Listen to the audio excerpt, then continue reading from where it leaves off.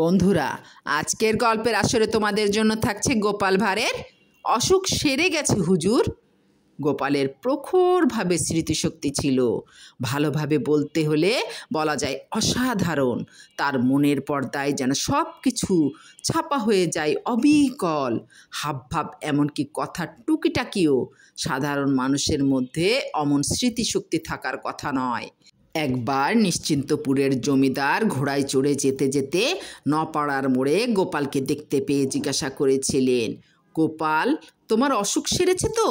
গোপাল কোনো জবাব দেওয়ার আগেই জোর কদমে ঘোড়া ছুটিয়ে নিশ্চিন্তপুরের জমিদার সেদিন ওখান থেকে চলে গিয়েছিলেন।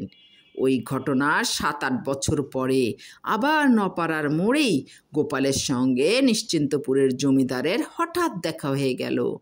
এবার কিন্তু জমিদার পালকি করে যাচ্ছিলেন। ভীষণ গরম পড়েছিল বলে পালকির দরজা খোলাই ছিল হাওয়া লাগার জন্য। জমিদার নতুন করে প্রশ্ন করার আগেই সেই 7-8 বছর আগেকার প্রশ্নের জবাব দিল, আমার অসুখ সেরে গেছে হুজুর, আমি এখন ভালো আছি। জমিদার এ কথার মানে না বুঝতে পেরে অবাক হয়ে গোপালের মুখের দিকে তাকিয়ে রইলেন। কিছুক্ষণ পরে যখন কথাটির মানে বুঝতে পারলেন, তখন হো হো করে হেসে উঠলেন। বললেন, ধন্যী গোপাল, তোমার দ্বারাই এটা সম্ভব, ঠিক মনে রেখেছো।